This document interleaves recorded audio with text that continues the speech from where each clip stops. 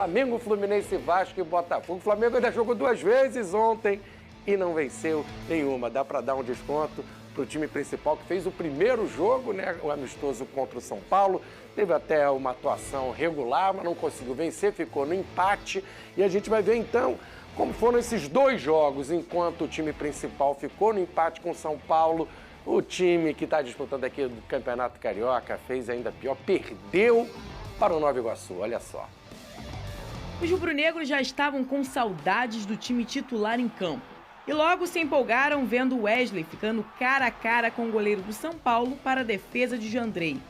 E Pulgar arriscando de bem longe, obrigando uma ótima defesa. Aí é De La Cruz que bate falta, só que a defesa do São Paulo tira.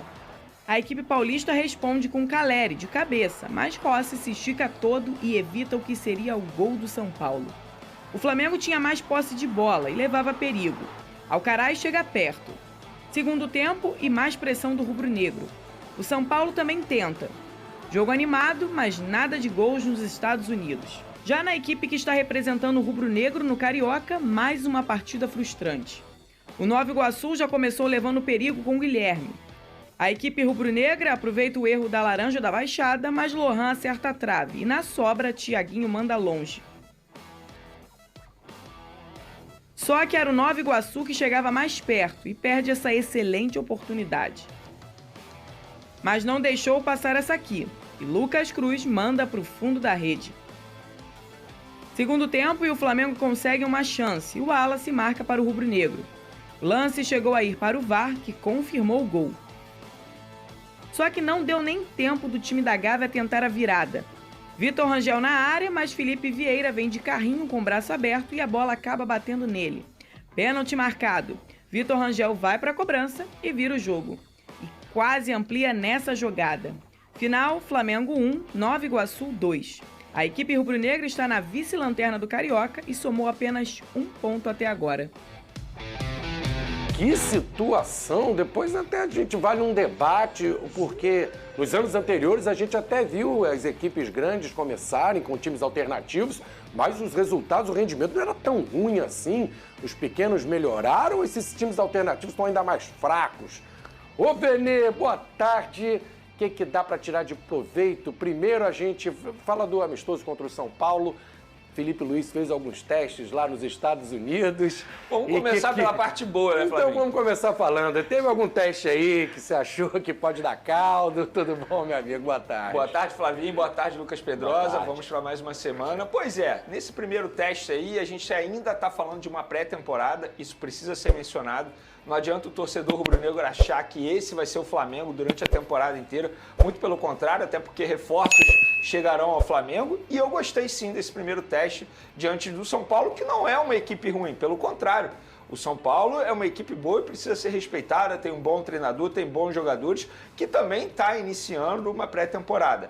No primeiro tempo, gostei muito do Wesley pela ponta, pelo lado direito. Inclusive, ele teve até uma boa oportunidade de estufar a rede. A gente tá saiu vendo na aí cara do goleiro. O Jandrei que evitou ali, né? Mas eu acho que o Wesley faltou aquela manha de atacante. Eu acho que ele finalizou mal, facilitando a vida do Jandrei. Mas eu não vou ficar aqui crucificando o Wesley por ter perdido esse gol. Pelo contrário, vou mencionar o bom passe do Pulgar. Pulgar, para mim, foi um destaque no primeiro tempo, quebrando linha adversária. Inclusive, foi ele que deu esse passe para o Wesley sair na cara do gol. Gostei do Gerson também. Gostei do Alexandre. Do Rossi. Gostei do Rossi. De maneira geral, o primeiro tempo do Flamengo foi um primeiro tempo agradável. Veio o segundo tempo. O Felipe Luiz mudou quase o time inteiro. Manteve o Matheus Gonçalves, que não fez o primeiro tempo, deu uma nova oportunidade ao Matheus Gonçalves, mas ele também não conseguiu fazer aqueles minutos que ele teve no segundo tempo muito bem. E aí a gente pôde ver, para mim, o grande destaque do Flamengo nesse amistoso contra o São Paulo, que foi o Pablo Lúcio. Um volante que eu venho falando aqui há muito tempo, quem acompanha o programa sabe disso, eu acompanho a categoria de base e esse volante ele precisa ser olhado de uma maneira diferente, não só pelo Flamengo, mas também pelos torcedores. Joga muita bola, tem muita qualidade, sabe jogar de primeiro volante, segundo volante, e o Felipe Luiz, ele até inovou, ele botou o Pablo Lúcio como se fosse um 10, um camisa 10, e o Pablo Lúcio foi muito bem. Para mim, ele soube aproveitar de uma maneira muito boa essa oportunidade que ele teve jogando com os profissionais. O Cleiton, por exemplo, que não estava fazendo boas partidas no time do Carioca, fez um bom segundo tempo. Por quê? Pelo contexto. Você jogar ao lado de um Léo Ortiz facilita a sua vida a jogar ao lado do Pablo, com todo o respeito ao Pablo. Gostei também do teste que o Felipe Luiz fez no primeiro tempo de Alcaraz como atacante. Eu ia te perguntar isso, o que achou? Gostei, eu gostei assim do teste feito. Eu acho que não tem que utilizar isso, mas a gente está falando de uma pré-temporada. E pré-temporada serve para isso, para o Felipe Luiz fazer teste. O Felipe Luiz explicou isso depois do amistoso. Durante os treinamentos deu certo. Mas ele está usando a pré-temporada para justamente isso. Ele entendeu que o Alcaraz pode fazer bem essa função. Se nos treinos deu certo, acho justo o Felipe Luiz tentar também no amistoso. Ele tentou, no segundo tempo ele mudou. Então, de maneira geral, eu acho que o balanço foi positivo nesse amistoso. Mas eu quero destacar o João Vitor, que também entrou na zaga, outro zagueiro que o Flamengo tem aí, que com certeza vai dar bons frutos, Pablo Lúcio e o Cleiton também, que fez um bom segundo tempo. Então, de maneira geral, eu vou dar destaque aqui à garotada, que soube aproveitar muito bem essa oportunidade. Uma coisa que me chamou a atenção, Pedrosa, antes da gente falar do time dos garotos aqui, que está penando no Campeonato Carioca, o Flamengo é o vice-lanterna, gente, inacreditável, hein? Em tantos times pequenos, aí o Flamengo é o vice-lanterna, um pontinho só. Ele enxerga o Alcaraz mais como centroavante do que o Bruno Henrique, diferente do que a gente imaginava aqui nas nossas resenhas. Qualquer coisa tem o Bruno Henrique, que também joga centralizado, pode ser uma alternativa. Me surpreendeu, o Alcaraz, na opinião do Felipe Luiz, está à frente do Bruno Henrique nessa função. Boa tarde, Pedrosa. Boa tarde, Vinique. Boa tarde, Vene, galera de casa. Foi o que o Vene falou, eu acho que é o teste. O teste é válido. O Alcaraz já jogou até de segundo volante, já virou camisa 10. O Alcaraz já camaleão. Tá jogando de centroavante, tá jogando em todas as posições.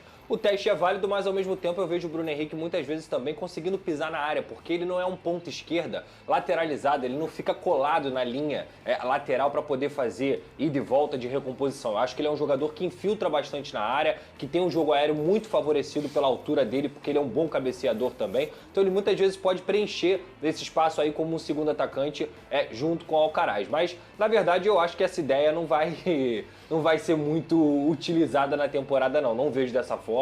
Eu acho que o cara jogou a vida inteira como meio campo, jogando de frente, e você jogar como centroavante é diferente, porque você tem que jogar de costas, tem que aprender a jogar de costas, fazer pivô e tudo mais. Isso não quer dizer que ele não tenha faro de gol, mas o ponto é, as características para um centroavante em relação ao meio campo são muito diferentes, e nem fisicamente e nem nesse cacuete que ele tem de meio campo, eu acho que o Alcaraz vai se adaptar nesse sentido.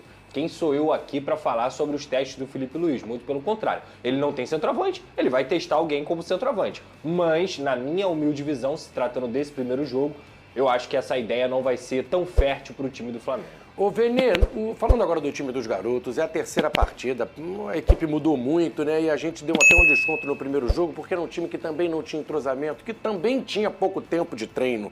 Essa garotada voltou um pouco antes só, diferente dos pequenos, que veio mais tempo. Mas aí a gente esperava também uma evolução. Veio o terceiro jogo, parece que tá piorando.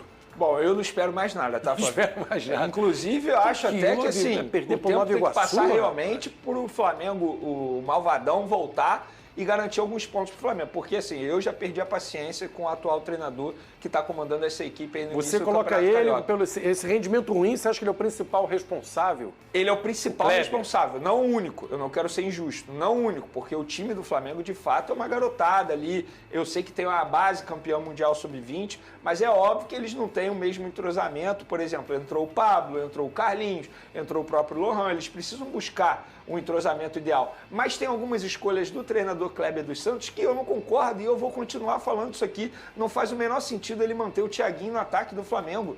Eu entendo colocar o Pablo, eu juro que eu entendo, mas eu também não colocaria mais no time titular. Mas até aceita. Aceito.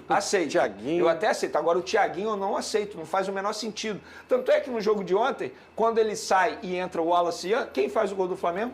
O Wallace Ian. Que entrou muito bem, por sinal. Entrou com vontade, entrou com disposição, entrou mostrando que queria a vitória.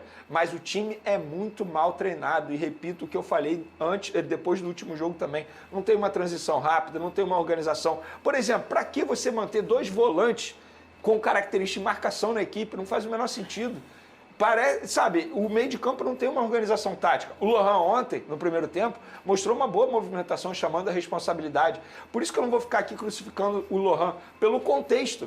E o Cleiton é um bom exemplo, porque lá contra o São Paulo, ele rendeu bem. Porque o contexto da equipe, você jogar ao lado dos principais jogadores, é muito mais fácil a jogar com uma equipe que tem pouco entrosamento e, além disso, ainda tem um treinador que não está fazendo um bom trabalho. Então, eu acho que esse desempenho ruim do Flamengo no início do Carioca não é culpa exclusivamente do treinador. Mas se eu tivesse que falar quem é o principal culpado, na minha opinião, é ele.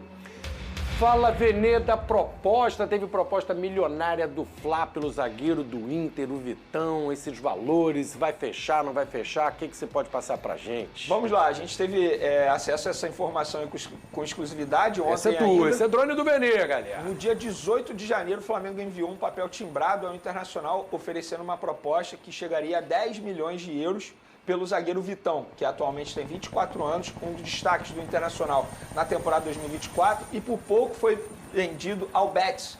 O Betis, na ocasião, ia pagar quase 12 milhões de euros por esse zagueiro. Em cima da hora, o Internacional fez mais uma exigência e o Betis desistiu. E aí o Flamengo enviou esse papel timbrado. E a proposta do Flamengo que a gente teve acesso era o seguinte: o Flamengo perdoaria os 4 milhões de euros que ainda tem a receber pela venda do volante Thiago Maia ao Internacional, pagaria 3 milhões de euros à vista, 1,5 milhão de euros em julho de 2025 e 1,5 milhão de euros em janeiro de 2026. E o Flamengo ofereceu isso ao Internacional. O Internacional recusou e fez uma contraproposta ao Flamengo. Não, nós queremos 10 milhões de euros em dinheiro, mais perdão da dívida do Thiago Maia em 4 milhões de euros. Ou seja, seria uma operação que chegaria a 14 milhões de euros. E o Flamengo, obviamente, riu dessa contraproposta e falou: claro que a gente não vai fazer isso, porque o Internacional está tentando dar uma desperto para cima do Flamengo. Porque o Internacional deve ao Flamengo 3 parcelas ainda pela compra do Thiago Maia. E aí muita gente me questiona: você acha uma boa proposta? Flavinho, eu respondo com uma pergunta. Você já fez negócio com caloteiro? Tô fora. Tá fora, né? Tô fora. Essa atual gestão... O cara não paga e eu vou fazer... Ela sabe que o Flamengo só vai acabar de receber pela venda do Thiago Maia em 2027, porque foi feito em 10 parcelas. Isso se receber. Então, qual foi o pensamento da atual gestão? É melhor a gente garantir esses 4 milhões de euros e só tirar do bolso 6 milhões de euros para contratar um jogador de 24 anos, que tem um bom potencial, um destaque, está valorizado no mercado e você ainda pode ter uma venda futura. Então essa foi a ideia do Flamengo. Só que o Flamengo ouviu um não do Internacional, que fez uma exigência absurda ao Flamengo. E nesse momento, muita gente me questiona: mas o Flamengo desistiu do Vitão? Não, não desistiu. Agora a bola está com o jogador e com os empresários do jogador. Se eles forçarem uma saída do Internacional, o Flamengo quer fazer negócio. Mas óbvio que agora não dá para você oferecer uma proposta maior. Eu acho que isso aí tem que ser o limite mesmo, porque estamos falando de 62 milhões de reais. Não deve subir, não. O pessoal da produção está dizendo que tem uma foto do Vitão com a camisa do Flamengo já? Aí, Pedrosa, eu caí, Pedro. Eu caí na pegadinha, Pedro. Eu caí na pegadinha, rapaz. Eu achei que apareceu tão criança aí, cara.